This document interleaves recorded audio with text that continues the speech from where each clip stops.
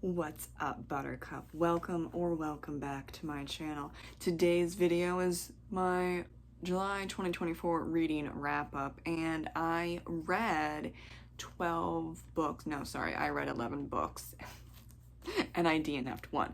But let's just get right into it before I just go off on a tangent on some of these before I even mention them. Okay, the first book was for the Messed Up Book Club. It's Butcher and Blackbird by Bryn Weaver, and that's 4 stars. I did a non-spoiler review on that, so I won't go into great detail because I already did in my video. Number 2, The Alchemist graphic novel, not the novel, the graphic novel by Paulo Coelho. That was not rated. Do you know why? Here we go. It was going so well until I saw a specific drawing of a young woman with her whole stomach out and cleavage. And I'm thinking, is this the 1500s, 1600s, 1700s? When is this? I'm getting the feeling that this is not accurate. It's not. And then about halfway through, and I don't know why they did this, the artists, not Paulo, the graphic artists, put in guns. And then, so I asked my husband, I'm like, these guns look very modern, especially the semi-automatic rifle. But the first gun was a pistol. And so I showed it to him, and I was like, am I going crazy? Yeah. It's from like the 70s or 80s. And then the semi-automatic rifles that appear a few pages later, those are from the 20th century as well. So what happened? I don't get it.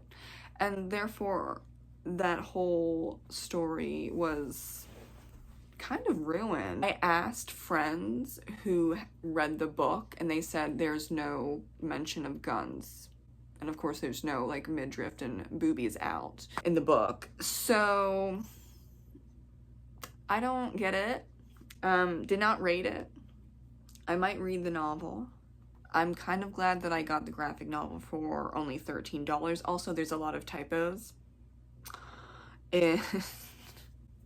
I don't, like, why are you rushing stuff? Especially because this book is usually like around $30.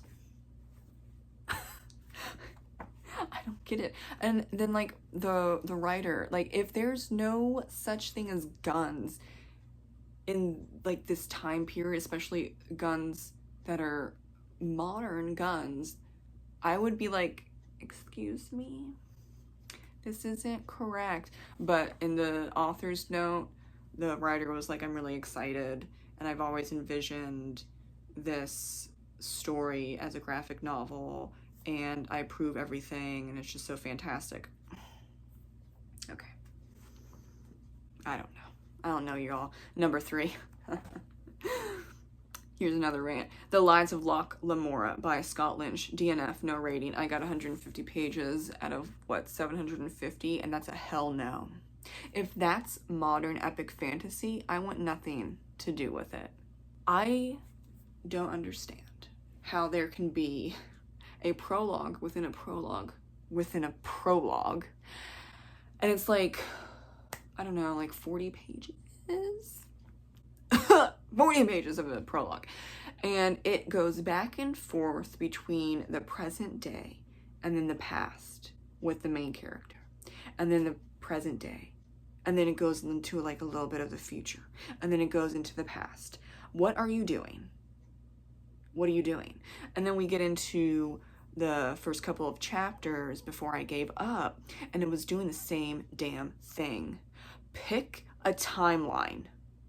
I'm not understanding why this was so highly rated. And that's why I read books for myself. No thank you. Moving on before I get in trouble. Number 4, Plague Busters, Medicine's Battles with History's Deadliest Diseases by Lindsay Fitzharris. It's a 5-star read. It's actually for children. I don't care. It's amazing. I just love almost everything Lindsay Fitzharris puts out. And I say almost everything because I have one other book that I need to read from her, but I can probably bet that that would be great too, because I read The Butchering Art. That's 5 stars. Plague Busters, 5 stars. I also love the art and how Lindsay is speaking to children or like preteens, adults, teenagers, I don't even care. It's just speaking to everyone in a straight up, casual, but still informative tone. I really love that. She has a gift. It was the same thing for The Butchering Art, and that really pulled me in, and I felt all the feels. And I didn't think I would feel all the feels about Joseph Lister, but she can really write her butt off. Thank you, Lindsay.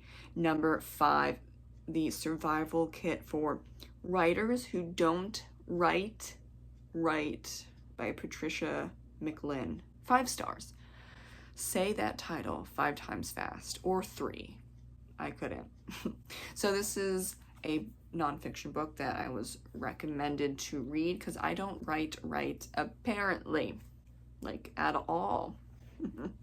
So this actually jump-started 8,000 words in like a 2 or 3 day span for Midnight Murders. Fantastic. But then like I hit a roadblock, maybe because I wrote 8,000 words in 2 and 3 days and I just wore my booty off. Probably that. I'm still recovering, everyone.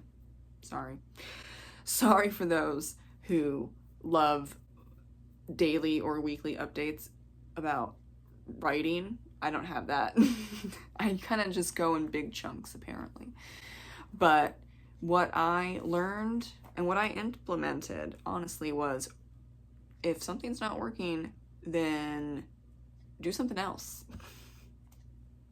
It's a basic concept, but it's actually really hard to do that. And for me, it was writing backwards. So I'm pretty sure I'm just going to be writing backwards to then meet in the middle, because the middle right now, it's giving me problems. And the book isn't even 40,000 words. I think I'm at like 36,000 words. I don't even know. And probably I don't care. I should probably not care because it doesn't matter. You always fix stuff in the editing process. I just need to be done with Midnight Murders. This book, y'all, I'm just not writing it right. Therefore, I needed Patricia's book, and I gave it 5 stars. Thank you so much. I just have to, work on it more. It's okay. I'm fine. Number 6, Piranesi by Susanna Clark, 4 stars. I did a non-spoiler review on that on my channel, so check that out. Number 7, The House of Asteron by Jorge Luis Borges. I think I said that all right.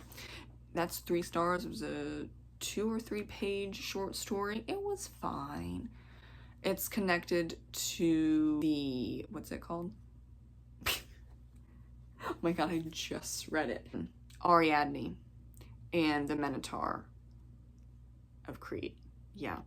Patrick sent it to me, and I was like, you should have sent this to me when I finish Ariadne, not Piranesi, but minor details. Number 8, The 7 Principles to Making Marriage Work by John Gottman. That's a nonfiction book, 5 stars. My husband and I really enjoyed it. We're still working through it because there's a lot of exercises. So I do want to do a book review on it, but I want to just take it in, and we also need to finish the exercises. So more to come in the future. I don't know when, but sometime this year. Thanks for hanging in with me. Number 9, Hester by Lori Lico Albanese, and that's 5 stars. I'm going to do a non-spoiler review on that shortly. I'm just a little behind. It's fine though. I think it was great. It's more like a 4.5. The ending was a little rushed, but I was really engaged. So I bumped it up to 5. It's totally worth 5 and not being picky necessarily to, you know, bumping it down to 4. Number 10, The Familiar by Leigh Bardugo. That's 4 stars. And I did, oh my gosh, a non-spoilery review on my channel. Thank you for watching. And you can check that out. But please do remember, y'all, that this is historical fantasy. Historical fantasy. So, yes, there is sexism, there is religious abuse, religious trauma, racism. Yes, it is during the Spanish Inquisition. It sucked, okay? So if those things upset you, don't read The Familiar. Number 11, The Illustrated Man by Ray Bradbury, not rated. Those were all short stories. My favorite one was The Veldt. That was actually the first short story. And then there were 4 others that I really liked. But then the rest were okay or they weren't good at all. So I didn't rate it. This was assigned to me by Mason, part of Patrick's overall book club. And we spun like an online wheel to be matched with someone. And then they would assign you one of their favorite books. So Mason's favorite book, one of his favorite books, is The Illustrated Man short story anthology. And, you know, I could have read worse. That's so bad. No, this did take like the full month or almost a month because it's sci-fi. I'm not a fan of sci-fi. Too much aliens. I don't care. I really don't care about aliens. So, or going to different planets and then dying on them. It's not anything different. If you know what I'm talking about. Like, just because you put, you know, a colony on Mars and then people are dying on Mars. Okay. Okay. That's all I got. That's why, a big reason why I don't like sci-fi, and then like the whole alien stuff, I don't care. Just gonna move on to 12. Full Brutal by Christopher Triana. I'm gonna do a book review on this. It's 4 stars. Did I say that? I don't even know. I was distracted by everything that happened in that book. One of the most brutal, extreme body horror, not really body horror, extreme horror novels that Messed Up Book Club has read, though we're kind of used to it. Like, it's not, it didn't traumatize us or anything like that because we started with Chandler Morrison's Dead Inside. Or like, I read it first, I recommended it to Brian and Patrick, they read it, and they were like, ooh, we need to do a Messed Up Book Club. We have high tolerance, okay? But it messed us up a little bit. I'm gonna be honest, this side of my eyebrow, I don't know if you can tell, and I'm probably calling myself out. What do you mean? I am calling myself out. I've been picking just the right, well, also the right side, but I've been picking my eyebrows from stress. And then I stopped for a little bit because I was like, girl, you're about to not have an effing eyebrow. What are you doing? It's a thing that I do sometimes. I used to like eat my hair and pull my hair as a kid. Yeah, it's like a subtype-ish kind of thing of OCD. And I have OCD, so I can't say I'm not surprised, but I stopped for, you know, a couple weeks. I was like, get it together.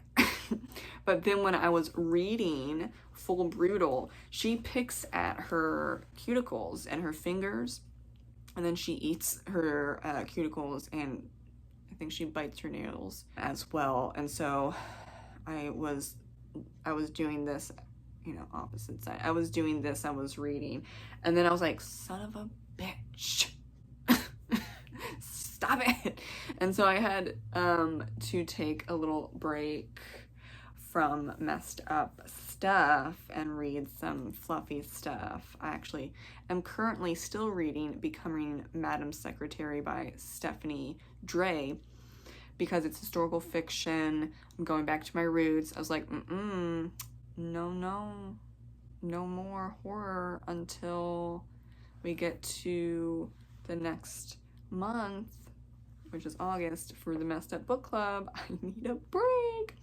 So yeah, has any other book done that to me? Not that I remember, but there are times where I kind of just notice that I'm picking and I'm like, stop it, stop it. So I don't think it was necessarily the book, though probably unconsciously I was seeing her pick, you know, at her nails and all that stuff, or her cuticles. And then I was also stressed, really stressed during this time, so I was picking. It's fantastic. That is that. You know what? Thinking on it, I don't know if I want to do a review that's more than like 10 minutes, because I'm actually really annoyed at myself that I was picking. And do I want to revisit?